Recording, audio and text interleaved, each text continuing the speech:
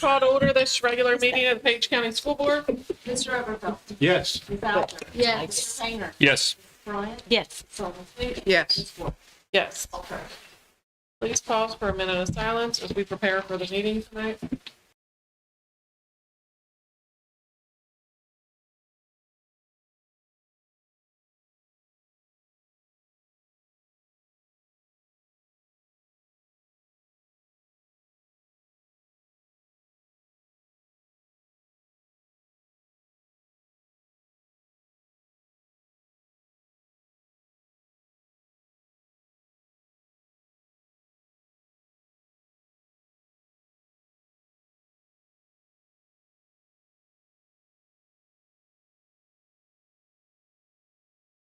For the Pledge of Allegiance. Yes. So before we rise, I'm going to ask Ms. Ruth Abercrombie to join me up here. All right, let's see. Right here in a minute. Right here in a minute. You're okay. That's all right.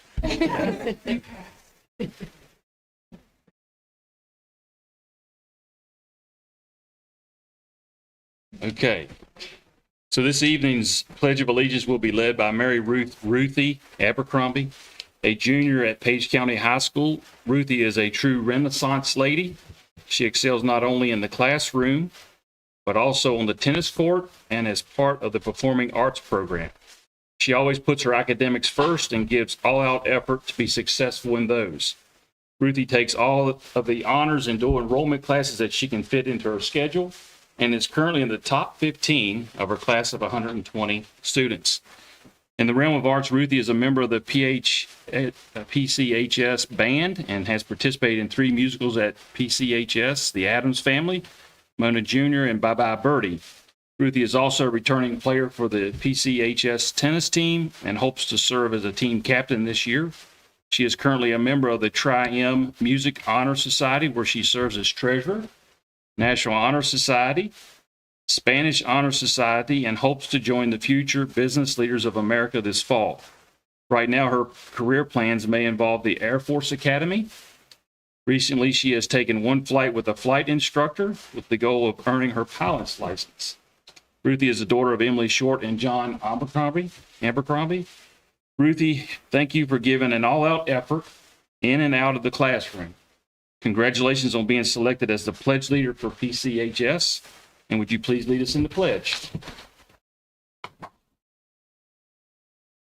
I pledge allegiance to the flag of the United States of America and to the republic for which it stands, one nation, under God, indivisible, with liberty and justice for all.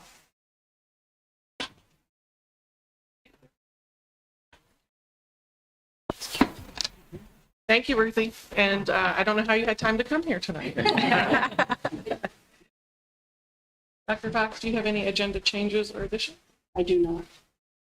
I have a motion to approve the agenda. I make a motion to approve the agenda as presented. Second. Motion by Mr. Overfelt and a second by Ms. Sullivan Smoot to approve the agenda as presented. Ms. Alger. Yes. Mr. Painter. Yes. Bryant. Yes. Mr. Everfeld. Yes. Sullivan. Yes. Yes. Madam Chairman, I'd like to certify all personnel matters discussed in closed meeting this evening, section 2.2-3711A1. Second. Motion by Ms. Sullivan Smoot and a second by Ms. Alger. Certify personnel matters discussed in closed session. Mr. Painter. Yes. Ms. Bryant. Yes. Mr. Everfeld. Yes. John. Yes. Ms. Sullivan Smith. Yes. Ms. Ford. Yes. Can I have a motion to approve the consent agenda? Make a motion we approve the consent agenda. Second. We have a motion by Ms. Alger and a second by Mr. Painter to approve the consent agenda. Are there any questions? Ms. Alger. Yes. Mr. Painter. Yes. Ms. Bryant. Yes. Ms. Everfeld. Yes. Sullivan Smith. Yes. Yes. So we have another recognition. So Miss Adrienne Martin, can you join me up here?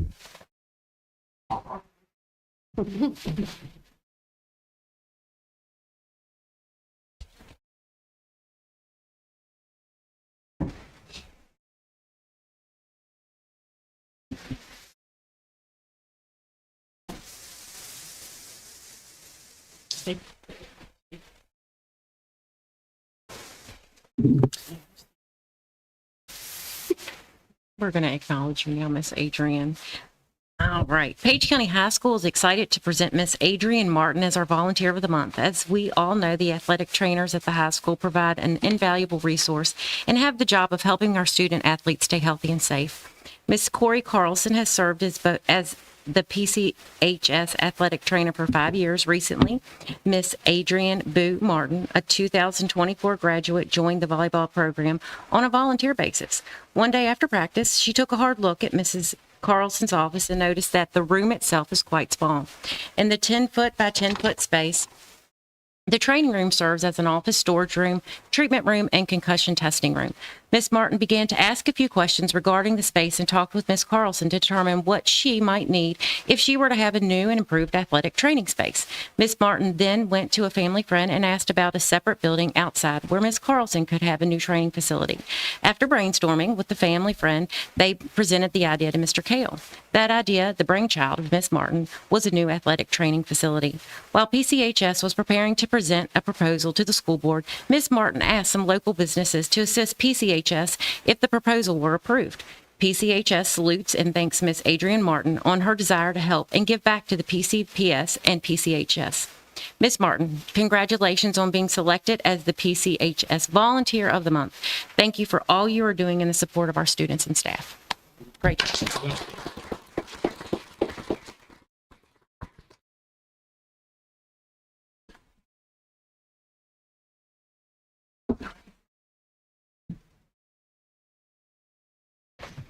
So you guys are more than welcome to stay. We love to have an audience for the meetings, but we also understand if you have a lot to do this evening and you know, you're welcome to leave.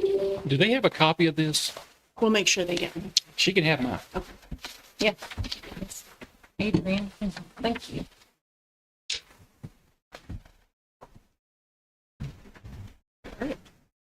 So Mr. Kale, thank you. Mr. Kale, you are up next with Page County High School building request. And well, first of all, thank you for allowing me to speak tonight. I appreciate that.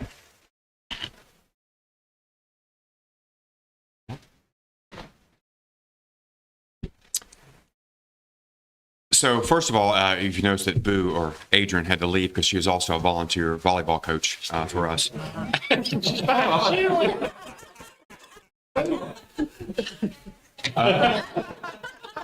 So I'll try to be quick so Adrian can get, because she's also coaching tonight against a little school named Luray Heifer. So we'll try to get Adrian out pretty quick. So, but in all seriousness, thanks again for allowing me to speak tonight. So again, just to dote on Adrian just a little bit more. I mean, you don't see too many 18-year-olds that come back to Page and want to get back immediately. But she's doing it, full-time student, playing some club volleyball, I believe. So she's quite the busy lady and helping us coach at Page. So I appreciate her brainchild and knowing a few folks that she can get started with. So I do have a few folks with me tonight. I've got Andy and Daryl Short, who are behind me, and they're here as support and can answer any technical questions should those come about. So currently, as you can see on the screen here, currently Page County High School has an athletic trainer, Ms. Corey Carlson. And I can tell you she does a phenomenal job, and she is loved by all the athletes. Her job at Page County High School as an athletic trainer, an ATC, is to diagnose, evaluate, and treat over 250 student athletes over the course of a year.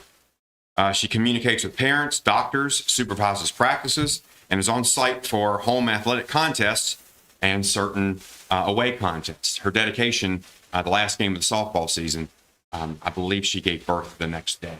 So she was able to hold off for us. So it's kind of a funny story with Ms. Carlson. We feel it'd be the best interest of the student athletes and Ms. Carlson to have a larger facility. And may have lied to you, it's actually a whopping 11 by 11 room that Ms. Carlson uses as a storage room, a treatment room. Okay, that is a picture of it. That is me, my hand, because I'm standing in the corner to try to get the entire room in. So here are the things that are currently in that treatment room.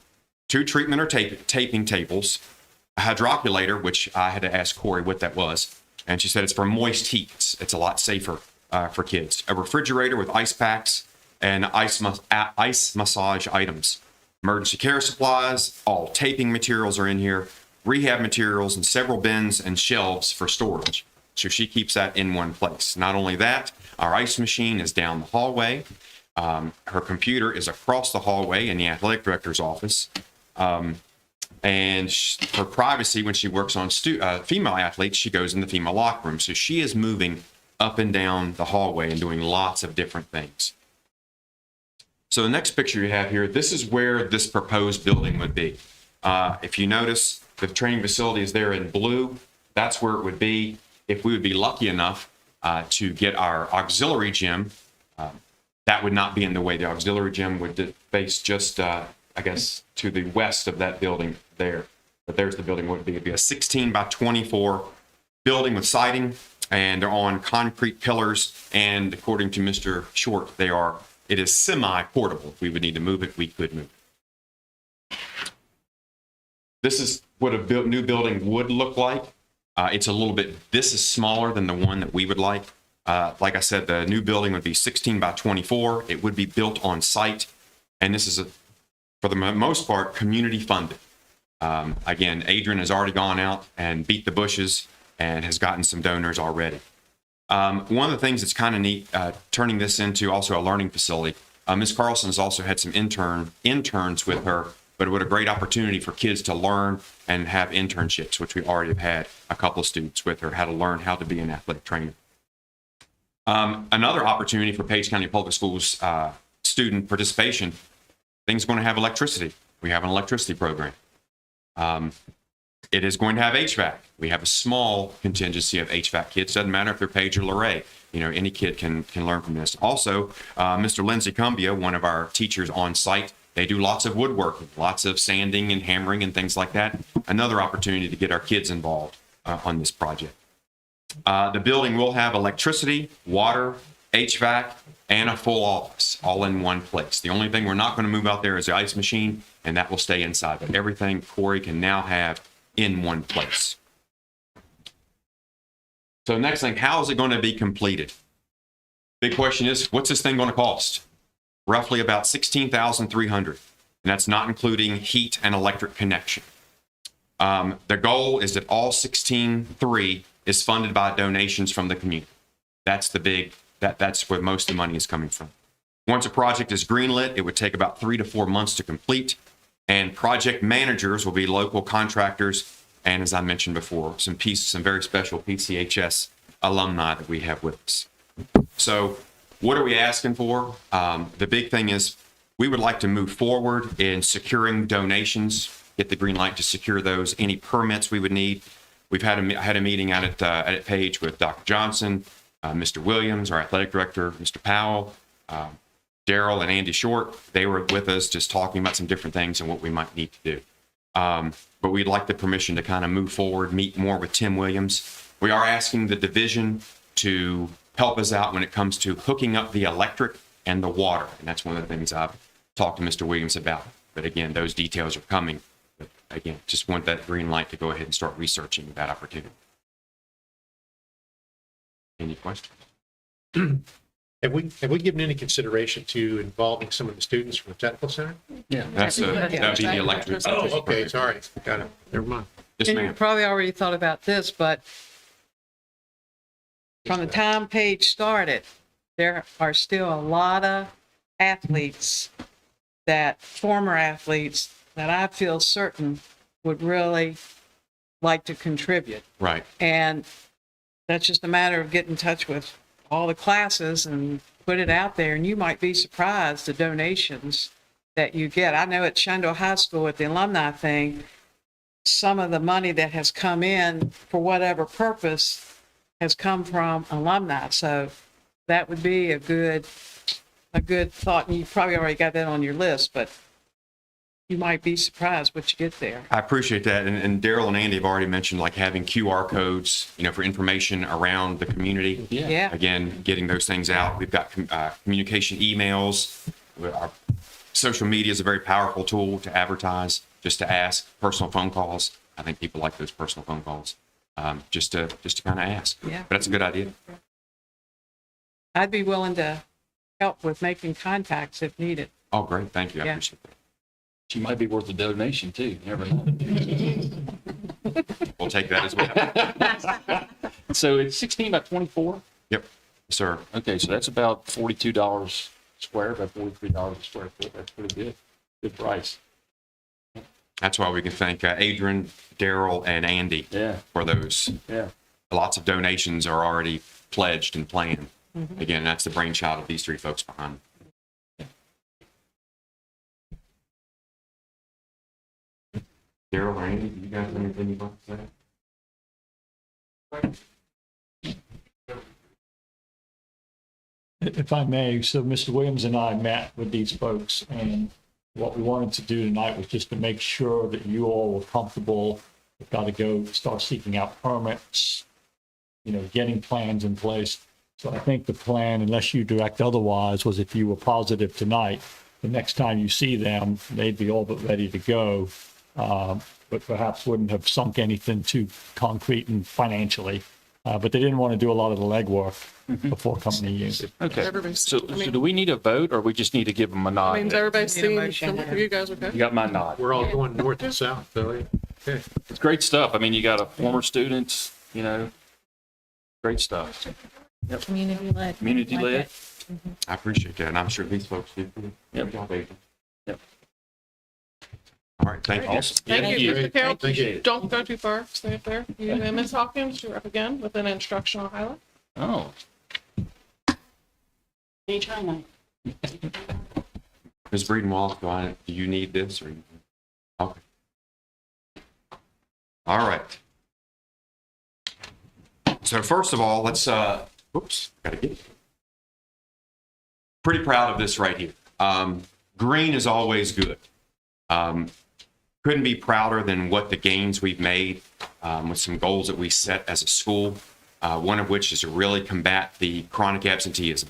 If you look at this, this is for just last year, the 23-24 at a glance that we pulled off the state website. And if you look here, we're green across the board. And if you would do a deep dive, which you can all do, you look at it and we're green across the board in any subgroups, any other groups. We're green across, and that's pretty impressive. I'm impressed. It's a testament to our staff. It's a testament to the kids and the hard work that they do. So I don't want to just skip over this. We made some tremendous gains in the chronic absenteeism, which Ms. Hawkins will talk about. But just really pleased and really happy with what we've done as a school to help out kids. And I can say best staff anywhere. Easily said. So I wanted to show you guys our pass rates of SOLs, how we're doing when it comes to other areas. So what we're doing here is we're comparing the state of Virginia and Page County High School. And if you can see there, we're not doing too bad in comparison to the state. Now, one of the things we had, if you look at the 23-24, we did have a 36-year veteran retire who had been teaching English. We've got a rock star in English 11 now, and that's Miss Samantha Jones is taking the bull by the horns, and she is doing a fabulous job already. So big praise to her. If you look at math, this is awesome for us. And this is specifically mainly Algebra 1, because our students do so well in Algebra 1, they don't need to take any more SOLs. They're one and done. We are near 100% and have been near 100% the past couple of years. Just doing a really good job. Again, I'll shout out to Ms. Erin Smith and Ms. Lisa Rosazza just for working hard. And it's not just them, it's other folks. It's our special education department that always kicks in. It's our teachers that are not teachers in math that are always kicking in. It's the math department in general working together, helping one another out. Yes, I can do this. I can help you out. I can take this student while you work with these students. It's a total team effort. A really good job. Really pleased with that. And then we're looking at science. Science, this might be the one I'm the most proud of because of what our teachers did when they saw a little bit of adversity. So if you look at this in 21-22, we're right even with the state. And if you look at 22-23 and then 23-24, we start to grow even more. One of the things that we did is we slipped a little bit in 21-22, and I'll still say that's part of the COVID hangover. I'll still say that. And then we were done, no favors were given to us, and we got new standards in mid-year of the following year. So what did our two teachers do? They got with folks at Luray High School. They worked together, created a division-wide PLC, a professional learning community, working together, bouncing ideas off each other, and our scores jumped.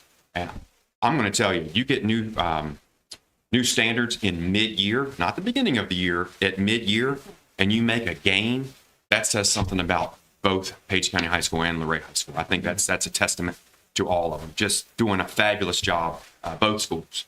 Don't want to give too much praise to Luray. They're doing a good job. So I do thank them. Easy, Patty. So Patty, that one's for you. So next is our college career and civic readiness index. Again, we're talking about taking CTE classes, continuing technical education classes. We're talking about taking credential testing. We had a bit of a falter in 22-23, but if you look at 23-24, we really jumped. We put our attention on this, really jumped up. I believe, if I'm not mistaken, the cut rate is 86%. We're right at 85 and a little bit of change on 22-23, and we were in the 90s for 23-24. It's just putting the attention on it, knowing what we got to do, working with Mr. Pitts, helping us out, working with Mr. Runyon, just kind of hand holding, saying, hey, let's look at this, let's look at that, bouncing ideas off each other. Total team effort where we could raise those scores. So we're really proud of that. So now I get a drink. I'll let Ms. Hawkins take over the front. Good evening. Very honored to be here with you all this evening. So we're going to give you a little bit about the chronic absenteeism, our efforts and the supports that we've been working on this last couple of years and what we're continuing to do to keep gaining on that and trying to close the gap on that. As we know, it's across the nation. But we can't use that as an excuse and just let things slide. So we have, again, taken it personally, and we are working hand in hand with our families and our staff to try to combat that. So we are continuing to work on having built a team last year. We've had a small team, but we've kind of grew that and included several folks to be a part of that team. And just having them, everybody plays a vital role in that, whether it's making phone calls, doing data and research, and talking with students, talking with families, whatever it is that needs to happen, that's what we are doing as a team. So again, phone calls, the meetings that we have, we've already started that for this year of jumping on that, of those that have already missed 2 days unexcused. We're already addressing that early instead of later. So we're trying to get ahead of it and get on top of it, of getting those notes in, trying to find out, why are we missing school, talking about the importance of being at school, seeing where they may need resources and help, get those connected of whatever it is, with whether they're out for illness and they need to have contact with a nurse. It may be, certain situations with vacation, like we're trying to understand and help them to understand the importance of being in school every day, all day long. So we're having our weekly attendance competitions between our first blocks. So that's that. We started that last year, and that went pretty well, and they get pretty competitive and they get after each other. So that is really nice to have that good positive peer pressure. We are continuing that this year, and we also have monthly perfect attendance recognition for the students. And we have individual class incentives as well for those that are being successful. And PCHS and LHS they've worked together this year to implement a new piece in conjunction with working with the central office of the students attending homecoming dance. They can't have more than like 3 or more unexcused absences, or they are not allowed to attend that. So they've gotten the message, and we're, working with them to get those notes in, be at school, be present. So we feel like that's been going pretty well, and hopefully have some good success with that. Is there a plan for prom too? That is the next step, that we will continue that as well, that for those events, that if you want to participate and have good opportunities, you've got to be here, and we need you here. Every day, all day long. So we're really stressing that with the families and trying to work closely with them, that, they understand the importance of that. they're needed in the classrooms. They're very valuable. Their input is valuable. Their insight and their vision and just the day-to-day conversations that they're having in each classroom is really important. And if they're not there, then that's not happening. So we want that the families and the students to understand that they're wanted and they're needed in the classrooms because what they have to offer is really important. So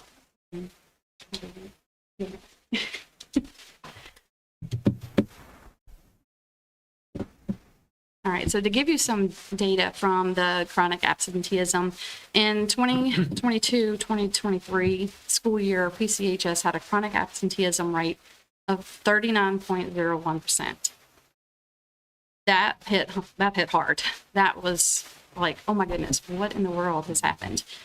And we can blame it on the COVID and everybody's, trying to get back into the swing of things, but we finally just had to realize there's no more excuses. We've got to find a way to get this turned around and get it corrected. And we, with our team and our efforts that we had last year and working closely with families and students and our staff, we were able to turn that around to improve that to 27.1%, which that's a improvement of almost 12%. That didn't turn us green yet, but we are working very intensely on that again this year to hopefully we go ahead and we will move from, the yellow to the green and we can get that back in check. Any questions with the absenteeism? And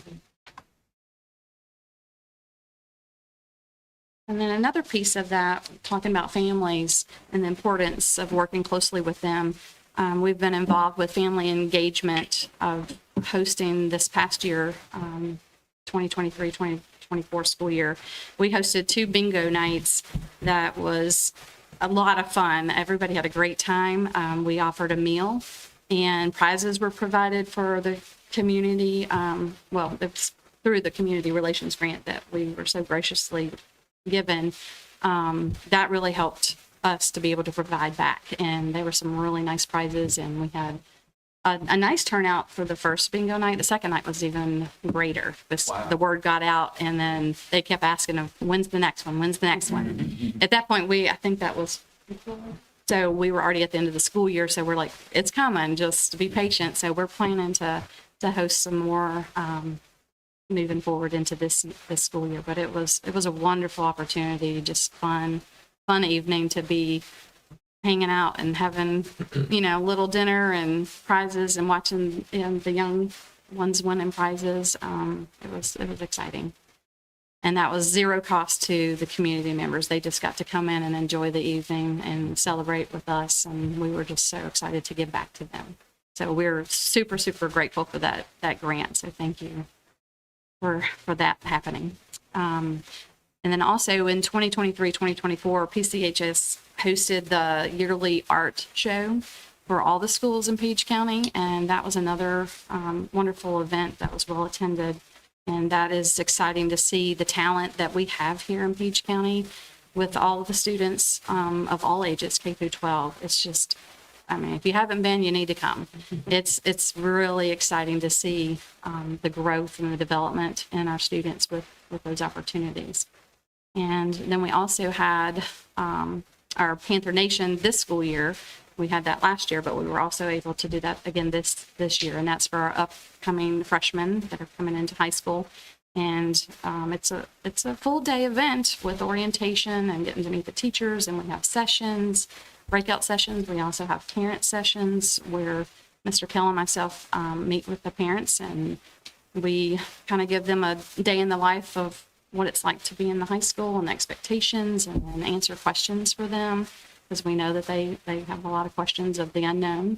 So we're trying to ease that stress a little bit for them and the students. And so when they come in the first day, then they know the building, they know where their classrooms are. They at least have a familiar face with the teachers because they've already met them.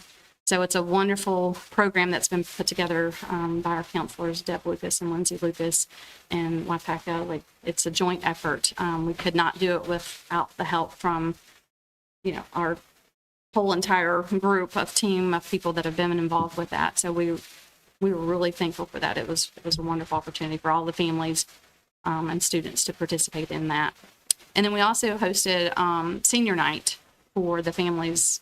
It's a one-stop shop for important information for the ones that are graduating and kind of what's coming next and their opportunities they have available to them. And it's not just about all the college and scholarships. There's other workforce opportunities and military opportunities. So they get to see a lot of things that night and just kind of take things in. And there will be other opportunities. So if they weren't able to make it that night, there will be other opportunities throughout the year that there will be information available. So I really suggest that if they have not taken advantage of that, they do, because it's a wonderful opportunity. And then you get to see the options that you have available to you. Any questions?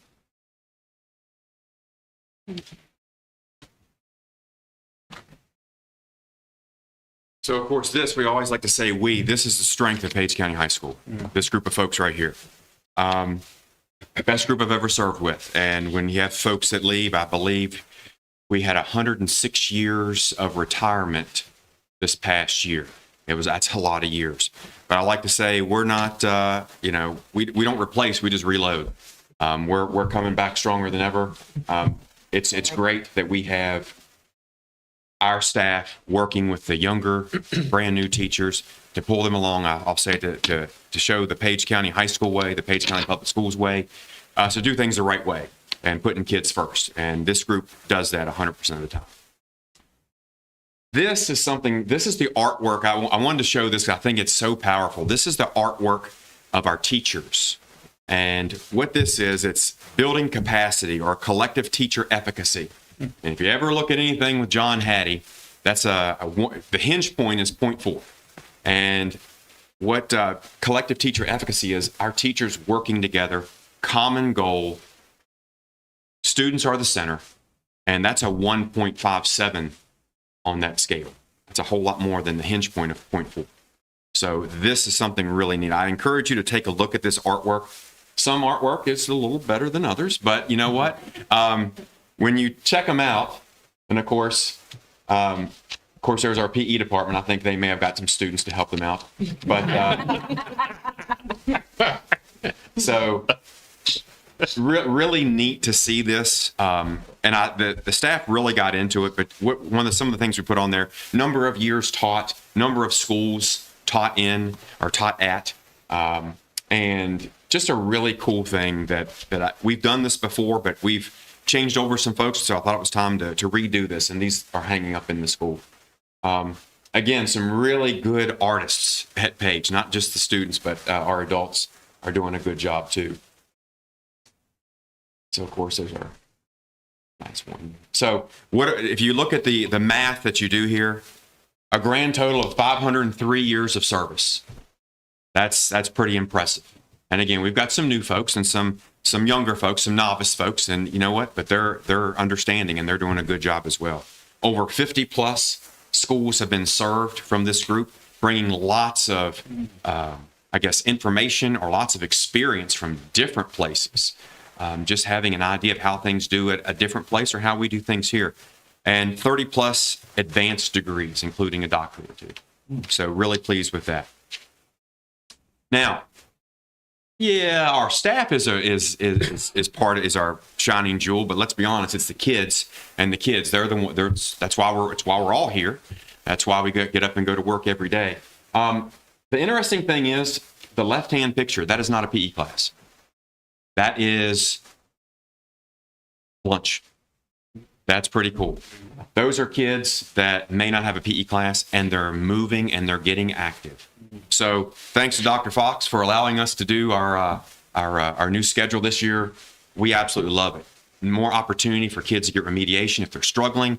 And then those students that don't need remediation, they can eat lunch. They got 40 minutes to eat lunch and go in the gym and just do different things. It's all supervised.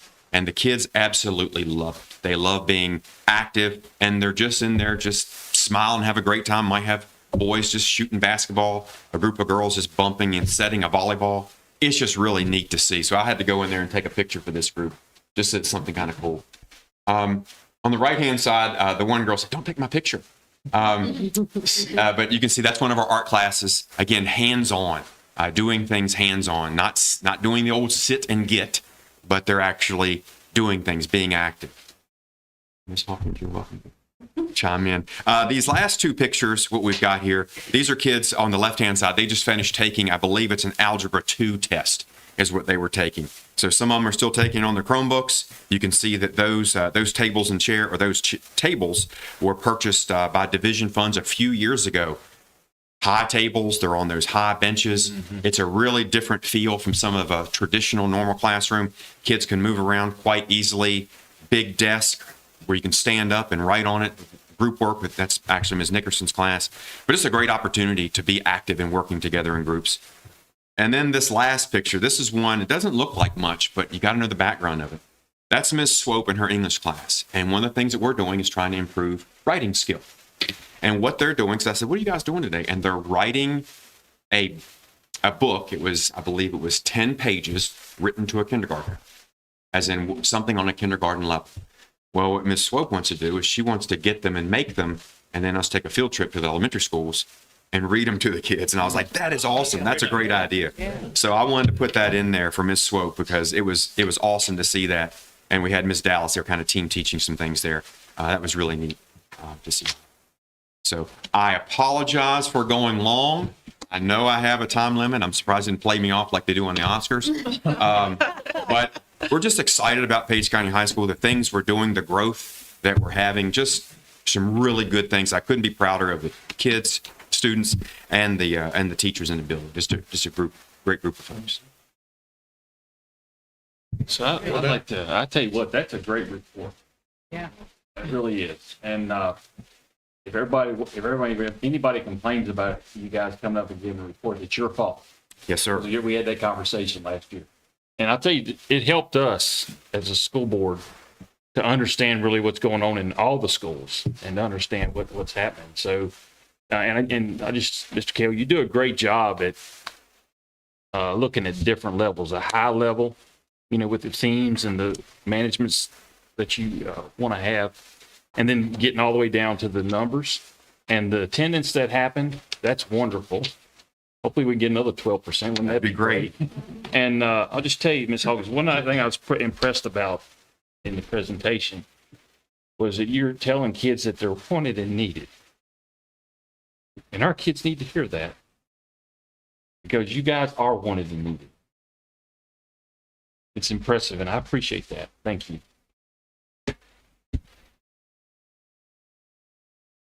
Thank you, Mr. All Kell. right. Linda? Ms. Hawkins? Thank you. Good job. Great job.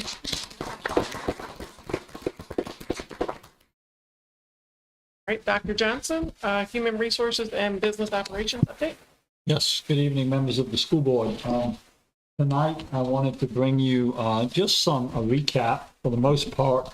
The last month, we really spent time with the instructional team, giving you all updates from the instructional side and how the school year was getting started. Tonight, I want to just go back and show you a bit of what business operations and human resources, what was going on in the summer in order to get things in place, in order for the instructional team to hit the ground running the end of August and early September. So, here we go. Good. So I'm just going to show you a bit of a recap from some things that went on by department in HR and business ops. For human resources, we did a 2-day new teacher orientation that included 41 new teachers. And that was a division-wide effort. We had lots of our leadership present, Dr. Huber and the instructional team, folks from the maintenance and the business ops side, and HR. And so that was 2 really good days of training and welcoming our new hires to Page County and what Mr. Gale is talking about. When people get here, we want them to feel like they made the right choice, and we want them to stay a long time. And it starts on day one. We onboarded 70 substitute teachers before the school year began. And we always have a substitute teacher training session over at Luray High before the school year begins, and 70 folks. And that has been, we're climbing. When COVID hit, that number really bottomed out. People just were not interested in subbing. with the pandemic, and when the pandemic was over, it took a while to get people to come back. I can remember pre-pandemic numbers were 100 plus to start the year, so we're not there yet. But this is a whole lot better than 35 or 40, which we've seen in the last couple of years. So we're pleased about that. When employees come back, there's lots of required training, the Virginia Department of Ed, all kinds of workplace training, safety trainings, 525 employees involved in that. And so Mr. Bell oversees that part and had training modules uploaded and staff making sure they're doing them. The LifeSpot app, which is our safety app for active shooter alert. Of course, there's a lot of, when you transition from one year to the other, you're making sure that folks that have gone, you've got their accounts cleaned up, but then there was 61 new folks, not only to get an app downloaded, but to train them in it. So there was a lot going on. You all are familiar with our safety and crisis plan, but making sure we had meetings with our leadership, making sure our leadership had meetings with their teams and their staff, and making sure before day one starts that we know what we're going to do should something happen. So all of that occurred pretty much in August, first couple of weeks of August. Teacher licensure is an ongoing process. We are continually working with folks. We have folks that started as sort of long-term sub TPOTA contracts, we call them, who are working towards provisional license. We have people on provisional license that are working towards full license. We have people on full license who are working on a master's. A lot of tracking, a lot of working with the VDOE to get licenses updated. So that's ongoing. And then the reporting side of it. These are just a couple. In the summer, we do exit interviews. We use our Talent Ed data to collect exit interviews from those that have left us. They leave us with good feedback. They leave us with valuable information that we can look at, review, and see if there are things we can do better. The IPAL, we work with Mr. Samples and his team to make sure that the people that are in the classrooms are credentialed and or heading in the right direction. It ties into our Grow Your Own program and some of those things. The MTP is the mentor teacher program. Mr. Pitts and Ms. Pettit oversee the mentorship program, but we report out on it at the end of the year. What did we do? Was it effective? How many first-year teachers did we lose? So there's an awful lot. People ask me all the time, are you ready for summer? I live with a couple of teachers, and they're always ready for summer.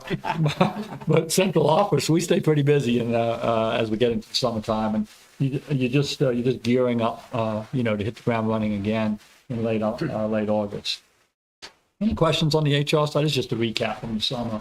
And there's the numbers. There's the breakdown, 41 teachers, 3 new administrators. I will say this, and this again, listening to Ms. Hawkins and Mr. Kale's presentation, all of our principals returned. And there's a lot of data that says when you keep your principal in place, good things happen in your student success. In their case, they've been a team for several years now. And look at the DOE numbers. It means something to retain your principals and your assistant principals. Very important. We replaced a new dean of students at the elementary level. Ms. Carrie Owens serves Luray Elementary in Springfield.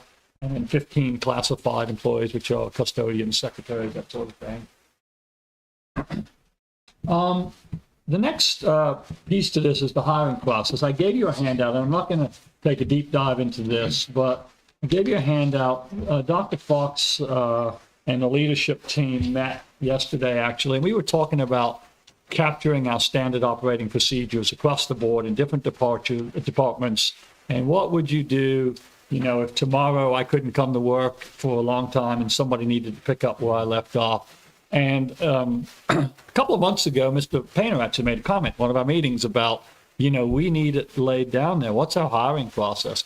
We've had a hiring process and we've followed a hiring process. And again, we've been fortunate because we've had principals stay and so they know what they're doing. But I got to be honest, did we have it in an organized, detailed, here you go fashion? And so we took some time and we did that. And so this slide, it's only one slide on the hiring process. The handout gives you lots more. You can see I outline what policy backs and dictates how we onboard and how we hire and how we post jobs.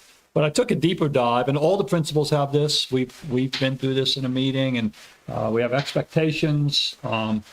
On the hiring process, my department is responsible for the postings and the tracking. Supervisors access their own building or department. So Mr. Kale, I'll pick on him because he's here. Mr. Kale can see all of the PCHS applicants, whether it's a coach, whether it's a custodian, whether it's a biology teacher. He sees all of them. The Luray folks can see theirs and so on. If it's a central office posting, if it's a finance clerk, Ms. Sechrist can see hers. So we track them. We really specify what do we do with transfers. Somebody wants to transfer between schools. How do we handle it as opposed to outside hiring? Somebody wants to move a grade. I want to teach third grade instead because you got a vacancy instead of second grade where I've been. How do we handle it? We have process. Principals understand what conversations need to happen and how that's documented. And then we get into the interview process as well. And we really clarify and make sure we do that well. And there's three sub-statements there between the interview process, which I think is important for people to understand. When we hire a classified employee, and this is on the sheet I gave you all, that's a one-round interview. The custodian candidate would interview with the principal. And the principal would interview the candidates and they'd submit a request to hire. That's one round. If we're hiring a professional position, such as a teacher or a school counselor, that's a one round, but it's a team interview. What I mean by team, so if you're in a school and I'm looking for a new school counselor, my leadership team, would be my principal, my assistant principal, and then we ask them to select a representation from the school. So typically they're going to pick 2 or 3. If it's a counselor, the other counselor would be in it, and maybe 2 teachers. So you can have an interview panel of 5. And so that's how we hire. In that example, maybe a teacher or a school counselor. Sometimes in the summer, it's a little bit more challenging to get the team in. And so it might be only 2 or 3 on the team. It might be the principal, the assistant principal, and the other counselor in that example. But we try to work really hard with professional positions to have a team representation from the department or the school when they're interviewing. And then the third bullet is a leadership position. If you are going to attain a leadership position in Page County, you're going to go through 2 rounds. Round number 1 is going to be, let's say it's an assistant principal. It's an assistant principal at the school or principal. At the school level, you're going to have school admin, you're going to have central office director. If we're hiring a high school AP, Mr. Runyon's going to be at the table, plus the principal's going to be at the table. If there's any other special education representative, Ms. Baker or one of her team, and again, 2 or 3 from the school. So if you're going to win a leadership position in Page County Public Schools, number 1, you're going to have to win it at the school level. And then the principal will submit typically 2 names, and the cabinet, which is the 4 of us, that's round 2. And they'll come in again and they'll interview. Could be 3 names. If we interview 8 or 10 candidates, if we're fortunate to have a big pool, it may be that they'll send us, more than that many names.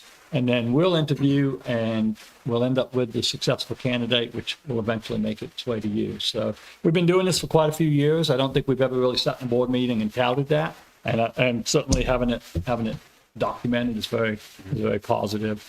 The other bullets are things, how does the principal put the hiring request in? Who notifies candidates? What sort of communication flow do we have?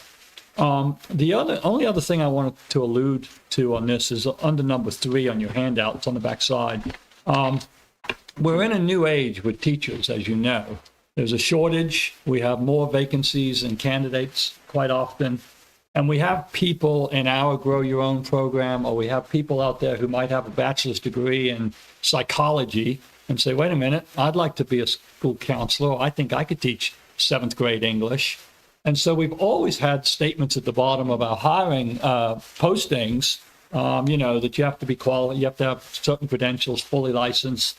And we realized, that doesn't quite hold true. There are certainly some qualifications you must have. If you're going to teach for us, we're going to try to make sure you have a bachelor's degree. And then the law says you have to have a bachelor's degree, and you have to be eligible to at least get through the praxis exam in that content. But now we're using TPOTA contracts. Those are fully benefited substitutes. That's what they are. Because under the law, you can't give a teaching contract and a teaching salary, but you can have a fully benefited substitute. That's legal.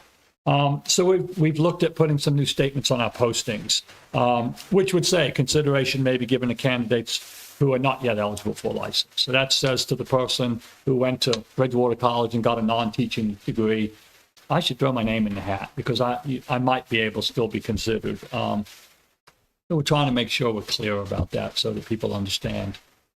It's different now than it was 5 years ago with licensure and who do we hire, who can we hire out of necessity. So I thought you would enjoy seeing that. Please take it home and take a deeper dive if you'd like to, and feel free to reach out to me if you have questions on that. But this is how we operate in the hiring process. These are good. These are very good. I mean, you're going to need these for, I mean, I could see this being useful for any position we have. Yeah, yeah. Like, yeah. Okay, yeah. So all of our leaders have this. Business ops, I'll just give you a quick glimpse. We had a pretty busy summer. Transportation, of course, they're always revising and updating their routes. We have emergency binders that we take very seriously that the transportation team updates and makes sure the drivers have access to. One of our great successes this year, remember Mrs. Hall stood in front of you all a couple of months ago with sort of her goals as she entered the role of supervisor of transportation. One of the wonderful things she's already attained is electronic timesheets.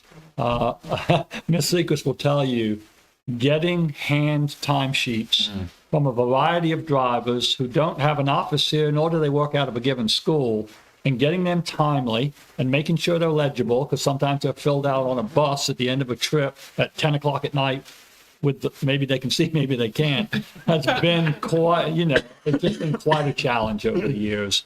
And Mrs. Hall is really, really strong in spreadsheets and Google Sheets and making them user-friendly to a cell phone. And so we've seen a great improvement this summer with her tackling that task. That's really good.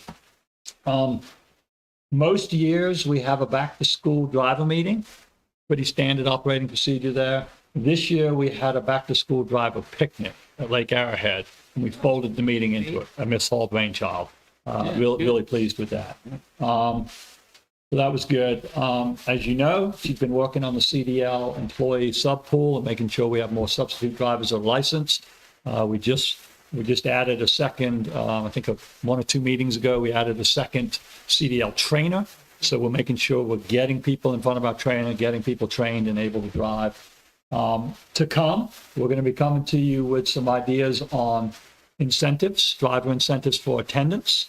Because again, whenever we're short on drivers, we do double routes, or athletic teams are late because they have to wait till the route is run before we can take them over the mountain to whatever game. So we're going to be looking at some incentive ideas to put before you that those are in the works right now. And I can't say enough about our mechanic team, the vehicle repairs, the keeping the vehicles on the road, the cleaning. People don't realize, but in the summer months with 60 plus buses, they get power washed underneath, outside, inside. It's a hot, wet job, but those qualified mechanics do that as well. They're wonderful men, and I appreciate them greatly. On the maintenance side, as you know, we successfully opened the Keys Academy. A lot of maintenance work behind the scenes went in. If you have or haven't had the chance to visit Grove Hill, go take a visit. Go look at the new office space that the Keys Academy occupies. Mr. Williams is here tonight. His maintenance team did all of that work.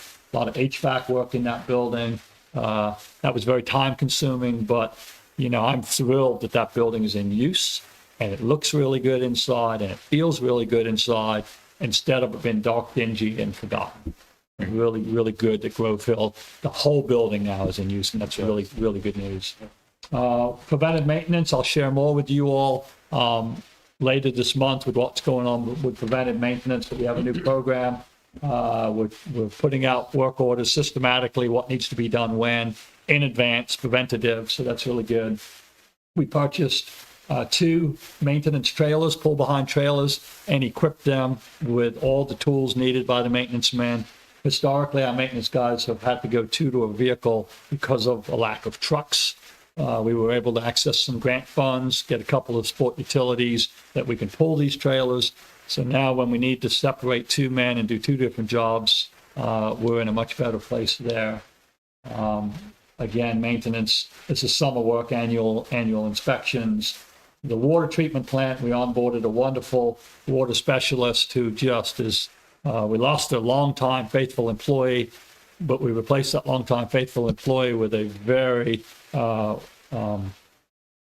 deep, my words escape me just on how technically sound she is in Highly water qualified. treatment. Highly qualified, thank you, yeah.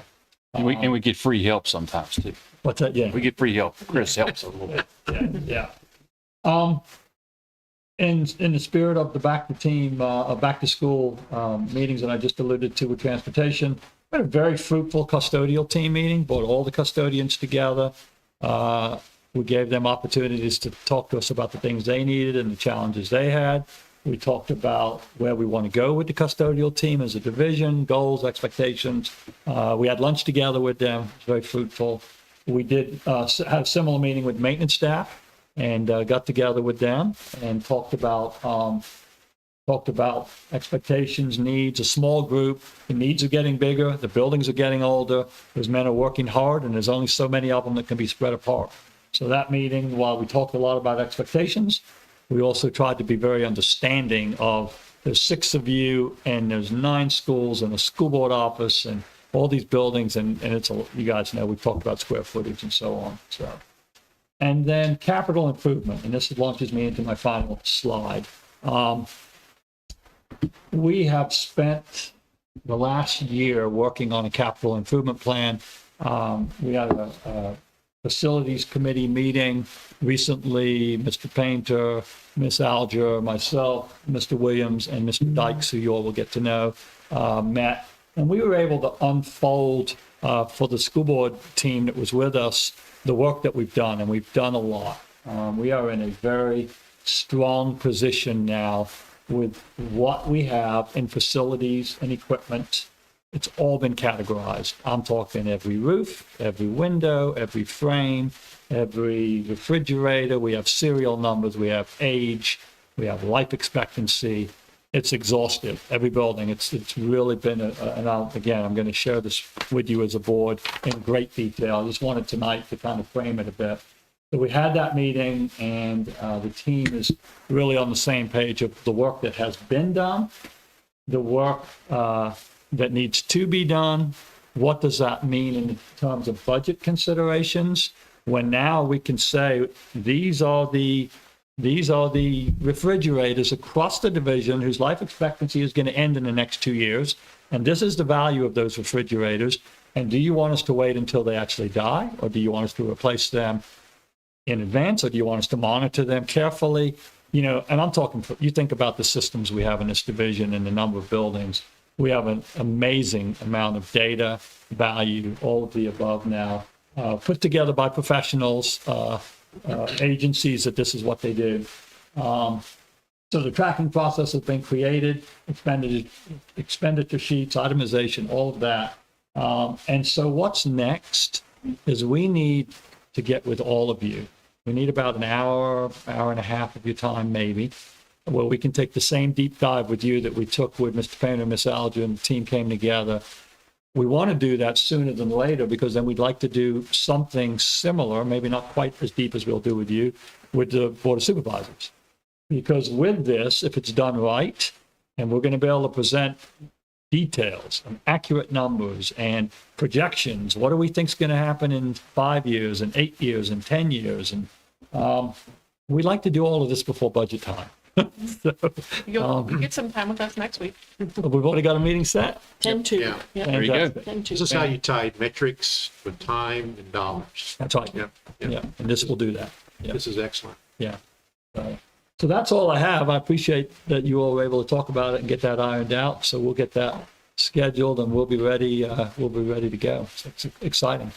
Do you have any questions on I have any one of question this? for you. Yeah. When you're talking about exit interviews and with the exit data you get, what do you do with that? Do you work on, does it apply to new procedures? Do you find that you need to develop a new procedure from? How much of the exit data matches? Yeah, it's a great question. The number one thing we do with it is we make sure that the supervisor, it's more often teachers than other, and like often when our custodians or some of our classified employees leave, They often don't take the time. We can't make somebody complete it. So a lot of the data we get is more the professional positions, the teaching positions, admin positions. So if we see some themes in a school, we're going to get together as a leadership team. We're going to get together with the school level admin and say, okay, if one person said it, okay, but if we're seeing themes either this year or we're seeing it 2-3 years in a row, then we've got to start to think, okay, how are we going to tackle that? So we're doing it at the school level. We're doing it at the division level. That's the most valuable piece is to not so much, it doesn't really drive our policy very often, but it does drive our culture a lot, and our practices. Yeah. Thanks. I just, the process is document that. We need to have that across the division and all the places, because this is your foundation, right, of the house that you're trying to build.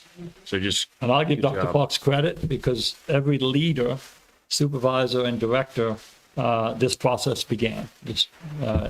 So they've all been given templates and standard operating procedure, so that our superintendent is leading that currently. Hard finder on the shelf, pull it off, boom, you got it. Yeah.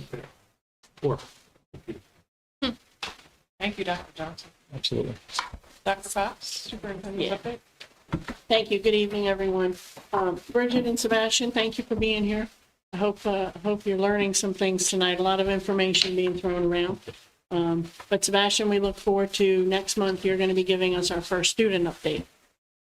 So we'll make sure you're on tap. We thought you could model that for Bridget. So as we begin to add some other pieces, the students will start updating us as well. So Our next meeting is the 17th, right? 17th, yeah. We'll get him squared away. Okay. So we're looking forward to beginning those. Certainly, thank you, Mr. Kale and Ms. Hawkins. Great job tonight. Thank you guys so much. And also want to extend a thank you to Mr. and Mrs. Short for being willing to step up and help in that capacity. That's speaks volumes again to the culture and the climate here in Page County. And then congratulations to Ruthie and to Adrian. Excited to have Ruthie acknowledged as the pledge leader and Adrian as our volunteer of the month. So exciting stuff. My update for you tonight is a variety of different things that have been going on, just to kind of tie some pieces together for you all. Some of you have been present for some of these events and activities, others haven't. So, and we also want to share out with our community some of the conversations that have been taking place. So last Thursday evening, we participated online. First Lady Suzanne Youngkin and Dr. Jonathan Haight, who wrote the book, The Anxious Generation, did a Commonwealth conversation where they talked about the youth mental health crisis that's being fueled by the use of cell phones and social media. Really interesting conversation, throughout some data points, throughout some suggestions and some recommendations. We had about 25 people in attendance. Somebody traveled even from another school division here to watch it with us. So that link has now been published. It is live in this presentation. All right. I hit the link. My bad. Mr. Overfeld is giving us a. Thank you. That was planned. You made sure That's my right, link that's worked. right. So you can. does link- work. Listen to it. Good job. Right, there we I go. appreciate that. Thank you. So, the link works. So we will be emailing that link out to all parents, to our staff, and to any our community forum groups. We're going to push that link out. It'll be posted on social media. I encourage anyone who is engaged with children, whether that child is 6 months old or 18 years old, watch that presentation and just take it in, take it for what it's worth. Everybody's going to have different opinions about it. It is research-based information, but it's worth watching and then having a conversation with your child or with your grandchild or with your niece, your nephew, your friend, whoever. It's worth having a conversation about. Some of his recommendations that came from that conversation were, and again, these are his recommendations from his research. No smartphones for students before they enter high school. He mentioned get them a flip phone if you want to communicate. They can, call out, you can call in, but they can't access those social media and all of those online things. No social media access until you're at least 16 years old. Phone-free schools, which we'll talk about in just a moment. And then more outdoor, unsupervised, safe, free play for kids. many kids younger when we used to be, I don't know, we got some young folks in here. We used to go outside and play, right? Our parents just said go and don't come back till when the street got light hungry. comes on, or, right? And they didn't know where we were, what we were just out playing, right? A lot of that doesn't happen anymore. Again, there's safety concerns and things like that. But a lot of kids are on screens or game systems or watching TV or watching videos, things like that. So the recommendation is just get out, play a little bit more, let kids take some healthy risks, some healthy chances, and have that unsupervised playtime. And then this is a collective action. This isn't about the schools. This is not just our issue. This isn't just a parent issue. This isn't just a community issue. It's a collective issue for all of us to work on and work together. And that's all we ask from parents and students as we move through the processes of looking at device policies, is let's work together as we do this and think about what's in the best interest of our students. And one of the quotes that came from that meeting was, by fostering environments that encourage real-world interactions and play, schools and families can help counter the negative effects of the digital overexposure. So there's a chance to recover from some of what's happening. We can get some of it back for kids. So some interesting insights from that conversation. Again, I encourage you to go watch it once we send out the link. The other piece was this past Tuesday. Then we followed up with our community partnership forum, the first one of this school year. We shared some highlights and successes from across the school division. Some of those you guys saw at our board retreat. We shared some of them at convocation. We shared some of them with the Board of Supervisors, and we shared them now with our community guests who came. Mr. Pitt shared information about our new service learning initiative, which I would say there were a lot of us there, generated some excitement in the community because it's a real opportunity for us to partner in the community to make things better for kids. We outlined our positive pathways theme. We want everybody on board with us on that. Information about the fireside chat was shared there. We talked about the new student electronic device policy and where we're going with that. And then we invited all of the participants to join us for the next piece that same evening, which was the vaping presentation. So our next community forum is October 22nd at 4 p.m. at Luray High School. So we hope anyone who's interested will come and join us for that.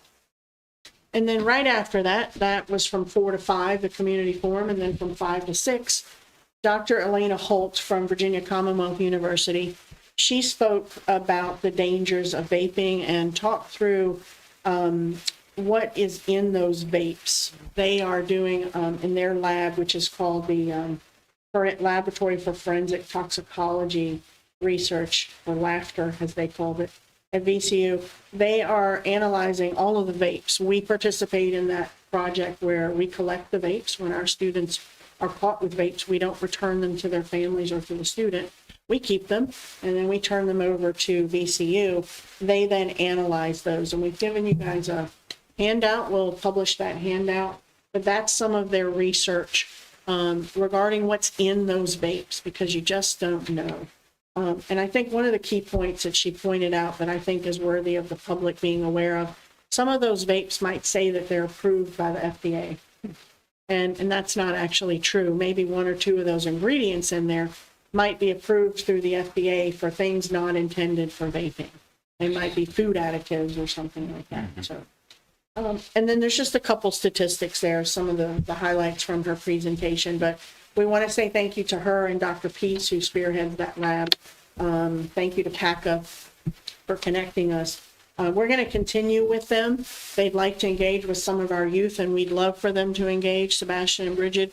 What they want to know is how can they get the message out to kids? What's the message that will make sense to kids and make them listen so that they aren't picking up these vapes and using them, whether they're nicotine-based or THC-based or anything else that's out there. So we are looking forward to engaging with them. So it might be an opportunity for the two of you to participate in those conversations as well. So what are our next steps in terms of all these conversations that we're having about mental health, about vaping, the dangers of that, about cell phone use, devices, social media? So the new VDOE, they did release their guidance last week on cell phone free education. So we're reviewing that. We're going to get feedback from all of our stakeholders on the policies.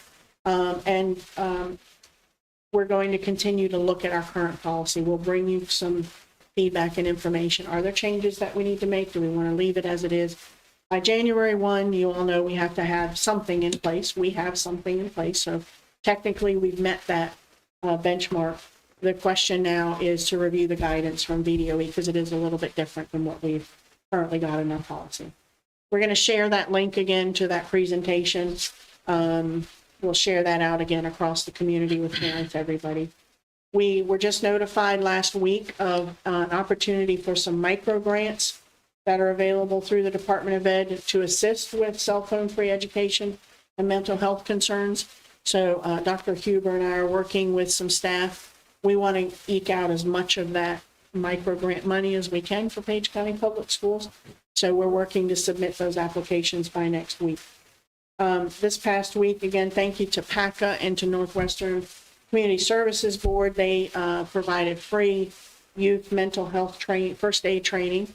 22 of our staff members participated. I think there were 30 altogether, day long from 8 to 5. So thank you to our staff who gave up all day. And I shared a slide a couple meetings ago about who those staff members were, including 2 bus drivers who participated in that training. So their job now is to come back and help train other people on the warning signs, the look fors for young adults between 12 and 18 who might be thinking of self-harm and or maybe using substances that they shouldn't be using. So we're grateful for that opportunity and look forward to additional training that'll come from that. We have a group of staff who are working on publishing information for parents and guardians on how to monitor their child's cell phone use and social media platforms. When we started talking about cell phones, a couple parent conversations I had, the people said, well, what do I need to look for? What am I looking for? How do I do that? So we're putting together some tips and information to send out some of the little secrets that the kids have where they have hidden apps and things like that. So sorry, guys. I know you two aren't doing it, but I'm going to bust some kids on some of these things that they have hidden on their devices. And just really encourage parents to go and look on those devices, whether it's something as simple as a text message or it's something more complex, like one of these social media platforms. Give them some ideas on how to do that. Conversation starters with their children. And just a reminder to everybody that the vast majority of those social media platforms require the user to at least be 13 years of age, right? And we all know it's a click of a button. Yes, I'm 13, right? So you can be 8 and you're smart enough to know to click that button. We're going to reinforce that to parents and remind them. All of our hearings that we've been having where social media has been involved and those children aren't over the age of 13, we're reminding parents that they shouldn't even have that app because technically they're underage. And that all has to do with data protection laws about not collecting personal data from children under the age of 13. So we'll remind parents of that as well. We're going to continue our participation with the VCU laughter vaping study, and then also engaging our youth in ways to communicate that information out to hopefully get more kids to not use vapes. We'll engage our youth in our schools to have those conversations. And we're certainly going to continue to partner with organizations such as PACA and others to keep sharing information with students, with parents, with staff. Every time we see a new way that a vape, there's the Sharpie highlighters is the one that's out now. Mr. Kale often finds and gets information and shares it, and Miss Clark, and we push that out. There's key fobs now that hide. Yeah, there's lipstick. You can look on your desk. I can guarantee you somebody's made it into a vape that just looks like a normal object. So we'll continue to keep people aware of that changing information. And then I just wanted to make you aware of this because we're going to have a conversation about this as well as a school community and as a board about artificial intelligence. So we are one of 72 school divisions across the state that's participating in a year-long, what's called the Virginia Generative AI Year of Learning. So we're excited to be in that cohort. It's all free. We're excited to have been able to get in. We have a team of 6, so it's myself, Dr. Huber, Mr. Runyon, Dr. Kevin Good from our special ed department, Mr. Kale, and Ms. Nicole Brumfield, who's one of our ITRTs. We went to our first session 2 weeks ago in Manassas. And I'll look at Dr. Huber. I think we, at one point during our mouths hit the floor, like the power of what this guy did and showed us with the way you can write prompts and the information you can get back. I think we both just went, holy cow, right? So there's this tremendous power. There's also the tremendous risk that comes, right? With some of it, the fear, the natural inhibitions that people might have to move into AI. And so we're working, this whole cohort is about developing a division-specific AI implementation plan, including frameworks and guidelines. So we're really excited to be in the front end of that and to be able to, our last session is in December, that may be in January or February, we're bringing you a plan for AI and how we want to roll that out across the division, not only with staff usage, but with student usage as well. So again, just excited about that opportunity. And we're with, I think, 7 other school divisions in our little cohort. Some of them are some of the big guys from Northern Virginia, and some are smaller like us. So it's interesting to see the different takes on AI and what different school divisions are doing with it. Do you want to add anything to that conversation? No, it's exciting. We also, within that group and kind of an offshoot of that group, have a group of our ITRTs and teachers within the division that are also exploring this topic to help guide us and help us recognize pitfalls and things that we don't see from our perspective. So that's also going on kind of in parallel with this group. And so those two groups together will inform, our work moving forward. But we're excited, and it's got a lot of positive potential for sure. There are a lot of ways that we can help teachers be more efficient, and that's a win, right? Again, there comes some responsibility that we set up those guidelines and those expectations, but there's a lot of things in AI that can help teachers be more efficient with their work. And it makes sense to do that. Work smarter, not harder, right? Dr. Huber took a picture of his refrigerator and made him a grocery list. So heck, there's all kinds of things you can do with AI and stuff. Really? Just opened the doors, took a picture. It identified what I had, what I liked, and what I needed. And then what I could make with what I had. Wow. I want Took it me to just come and 2 cook. minutes. That's what I want. That's pretty incredible, actually. It is. It's also scary, though. It is. Yep. Risk and reward, right? Yeah, Balance those and we put expectations in place. It's like when we started with the internet, right? We've all been talking about it. When I first started teaching, the internet was, that's going to age me, right? We teachers were, oh my gosh, we have the internet, and everybody's like, but you're going to let kids use that, And now look at it. We're now at that place with AI. So it's that same sort of fear and oh my goodness, how do we manage? Because it's huge. I did leave that session going, wow, this is, we thought it was big. It's even bigger than we thought it was. Again, it's the risk and the reward. And how do you set it up so that we can be successful? We can help teachers and kids make the right decisions with it, be responsible in their use, vet sources. You can't just go into AI and say, write me a letter to parents, and then you copy paste it and send it to parents. You've got to read that letter to make sure it's appropriate and it's what you're looking for. So, Boy, I just have to give up my abacus and my slide rule now and just throw it away. yeah, absolutely. Absolutely. So we'll bring more to you. Just wanted you to know that we're participating in that cohort. It is exciting work. We're grateful to the teachers that are willing to jump on board and the other staff that are willing to participate in it. So it's exciting to we're going to take our time and roll it out and do it right. And speaking of rolling out and learning things, tomorrow is our first student holiday of the year. So teachers and other staff will be engaged in some professional development tomorrow. Elementary teachers and staff, again, are still working on that Virginia literacy work. We've got pacing guide revisions going on. VPI preschool is going to be together planning. Science and social studies teachers are going to be doing fair shares. That means they come in and share creative lesson plans or ideas and talk about things that have been successful in the classroom, look at data and talk about how they want to manage those lessons. We're doing some additional work on zones of regulation. That's our self-regulation program. We're working with kids on the red light, green light program. And then other intervention tools, running small groups. That's specific for some of our instructional assistants, because they often help our elementary teachers run small groups in reading or math. So some strategies and interventions for that. The secondary level is CTE Fair Share, where they're going to come together and share ideas.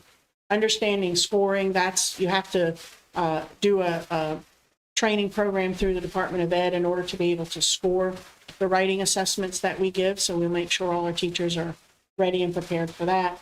Mathematics teachers are going to get together, again, share ideas and lesson plans, total participation techniques, and active engagement strategies. If you recall, the beginning of the year, our focus for secondary for professional development is student engagement. So they'll work on some other ways to get students up and engaged in the classroom. Newslia, which is a source of some English resources, they'll talk about vocabulary development for kids. CAMI, AI, and Schoology, how you can integrate those things together. Pathful Explorer, you just approved the purchase order a couple weeks ago for that. That's the career awareness and planning tool. So our school counselors are going to dig into that and be ready to push out those career planning templates for kids. Transition time, that is a special education piece where as they develop those transitional IEPs for students, we talk about the strategies and the options there.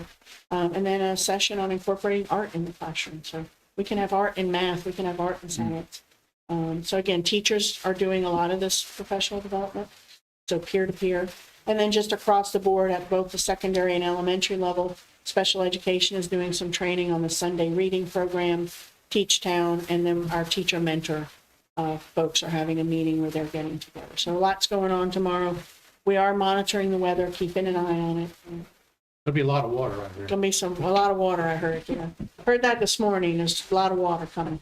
So, but no, in all seriousness, we are watching it. We do care about our staff. We want to make sure that they are safe as well. It's not a student day, so we don't have buses on the road, but we're going to monitor it and make sure it's safe for staff as well.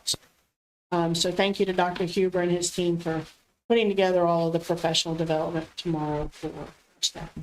That's my update this evening. Any questions? A lot of stuff. A lot of stuff going on. It's busy. Good busy. Yeah. Yeah, it's always busy. Thank you, Dr. Fox.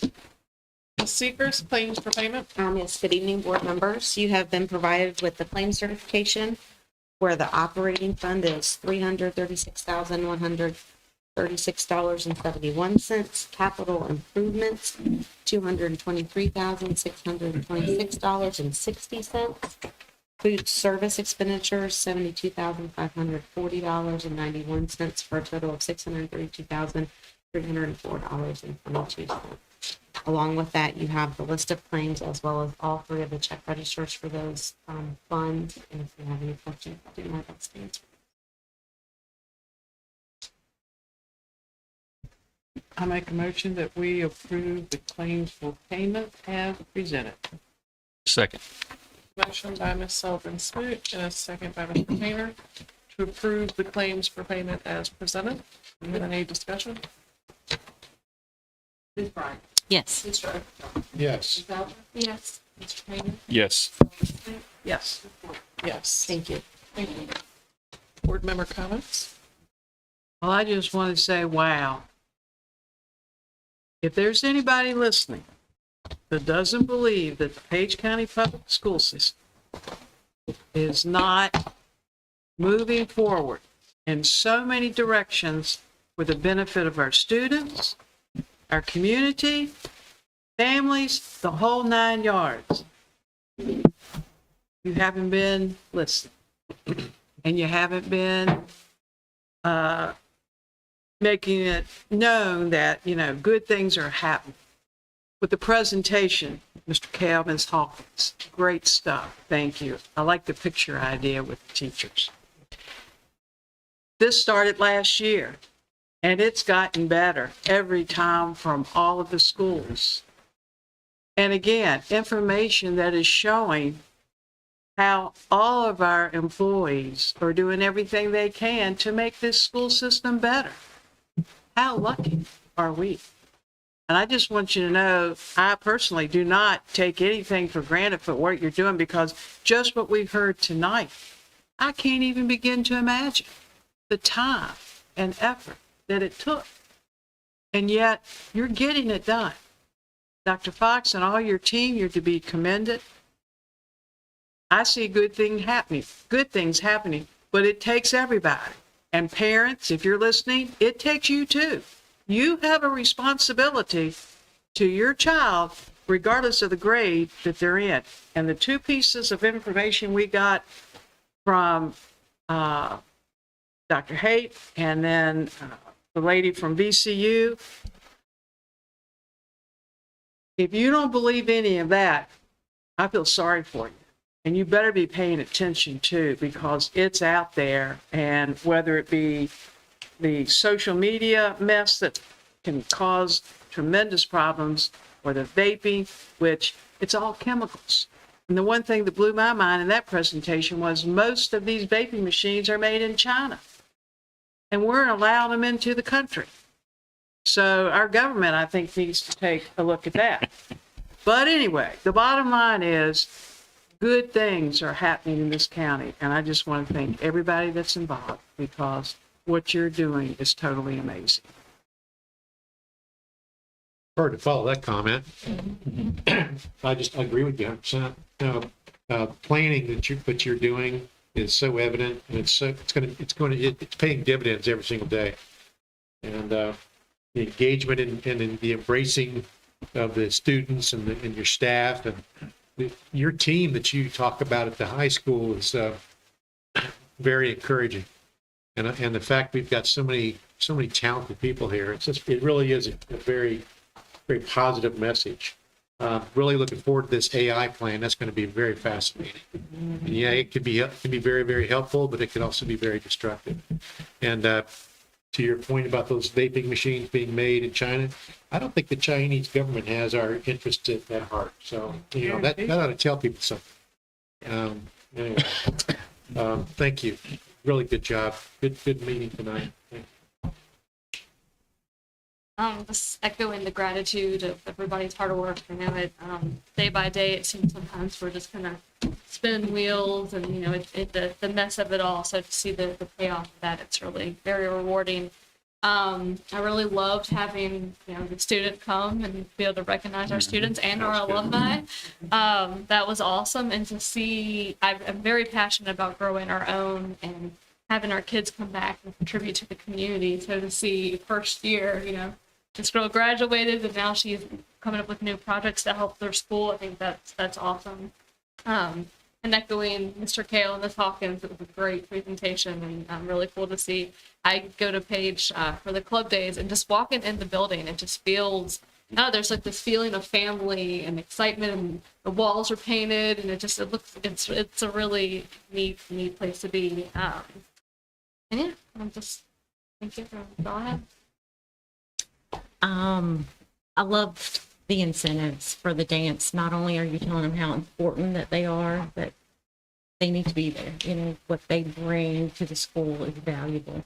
But I still love that you're using incentives, because it is an incentive to have a good time, right? And you want to work hard so that you can have a good time together. So good job for that. I love the incentives for the bus drivers. I think that's an awesome idea too. I love the idea with the maintenance guys. I know there's only 6 of them, so you guys making them as efficient as possible. Thank you. Thank you for that. I'm excited to hear about the CIP plan. And please, please, please, everybody really needs to check out that fireside chat with Dr. Haight and Mrs. Youngkin. It's really valuable that we know these things, and the book, The Anxious Generation, if that's what he'll be referencing, if you all want to pick that up. We have to understand that our children, and really ourselves, if we're going to be completely honest, our smartphones have become an addictive behavior. And as parents, I've done a lot of reflecting about how I felt about that after listening. Our children have an addiction, and we've grown to have a bit of a dependency because that's how we feel like we can have them right beside of us. Even though, well, I mean, maybe your all's children respond right away, but mine does not. So it's a false sense of dependency that, we can have grown to have, which kind of leads me into the AI. I'm really glad that you guys are spearheading and trying to stay ahead of this. The last thing that we need is to find ourselves 10 years. We see now what the damage of cell phones. So we're going to potentially, we have to be very careful with AI because of the damage that that can also bring. We don't want anyone to become lazy, and we do not want to become incompetent in allowing that kind of dependency, because look how capable. And it's on the play. Yes. So, all very exciting things. Thank you for your hard work. Thank you again for being here, and of course to our community and Mr. and Mrs. Short. And good job, guys. Yes, very good meeting. I echo Sullivan's her comments. We are moving forward. And I think it's been a great seamless jump from Gabby to Huber there. I think that's part of the processes and the things that we're trying to do. You guys, directors, are doing a great job. Wonderful presentation from Page County High School. So good to see metrics and it's going the right direction for us. It's always awesome. I got to see a lesson plan or a lesson that was done with the AI today, and I was told not to say nothing, but it would look great. It's gonna. So much for your secret. Yeah, I know. You shouldn't.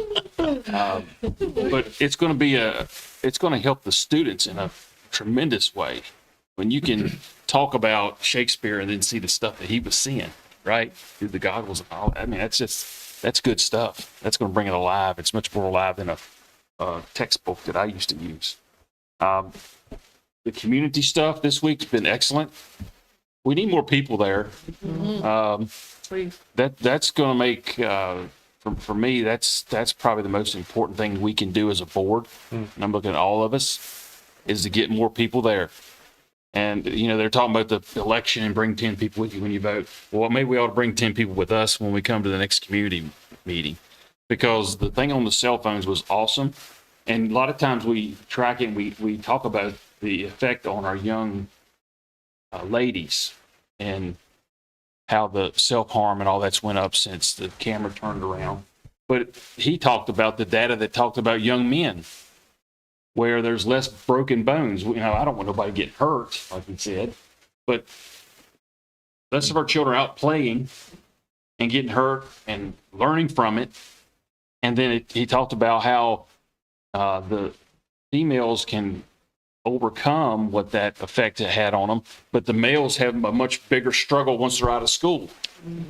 Now think about what all we see in society right now, with crime and everything. So those kind of things, and parents need to go back and watch that presentation, because it's an eye opener. For sure. 100%. And the vaping thing, I mean, if there's ever a thing that doesn't make any sense to me, is vaping. I mean, smoking chemicals in your lungs. I can't believe it. It's hard to believe. Your point about getting more people out is absolutely key.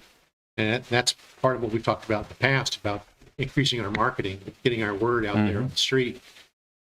Got a lot of competing issues out there. A lot of competing meetings, a lot of functions going on. I think we have to be, number one, really careful at the word picking and choosing dates that are not in competition with other activities, which is hard. But I mean, there's just so much going on these days. But if we can get it on our Facebooks and get it, maybe go to the Page Valley News and get them to put on some community service advertisements for us. Maybe go out and even to the newspaper. I mean, I think there are folks out there that can help us market these things. And that, because I really believe that, like the forum, for example, and this meeting last week, well, I wish I'd have been there, but I was out of town. But it's very powerful. Yes, it is. So you're doing a great job with that. I mean, that started a couple of years ago. The teamwork that's happening, it's just great, what stuff we're doing. I mean, what you guys are doing, it's just wonderful. And why can't Page County be a top 10 school division? Why not be? Why can't we? Yeah. That's the way we ought to think. Nope. I do have something there. No, I didn't know if you guys wanted to say anything. She needs to wait. I think vaping, I think it is a big problem. And I think with some people, they realize that they have a problem, and they might be afraid to come to somebody and talk to them about it. You know, afraid they're going to get in trouble, their parents are going to lose it on them or whatever, and they might. And I think that's part of it. You got to make sure you handle it the right way, because it's a lot of people out there. You tell them not to do something, and they're gonna be like, "Well, I'm gonna do it just because you told me not to." And you've just got to know how to go towards different groups of people to say, "Hey, this is bad." Because some of them, you show them the. I know they used to do for driver's ed and stuff back in the day. You show them horrible car accidents and stuff like that. You show them the awful lungs and the teeth and the gums, and that's going to be enough for them. And some of them, that's not. They're going to need you're going to need different marketing to get them away from it. And I think that's important, is how to go about that to different people. Thank you. Absolutely. It's really great to see just like all the hard work that's being put into the schools, and just seeing the community that's built from that. I love seeing it firsthand when I'm in school, and it's just great to see how much hard work is being put into us. Thank you. And I do want to remind everybody, I'd like to echo everything that was said. We have a ton of amazing stuff going on. Mr. Kale, Ms. Hawkins, thank you. Paige is a special place in my heart, because my kids. Maddie's probably, I'm sure, got a couple dad jokes for you. Would you like to share them occasionally? But there's just great things going on, though, all across the county. This weekend, we do have a RAM clinic, a remote area medical clinic, that we work in partnership with Free Clinic, PACA, and then the school system. We host it at Luray High School. It is 100% free for anybody to come. Medical, dental, vision. It's Saturday and Sunday.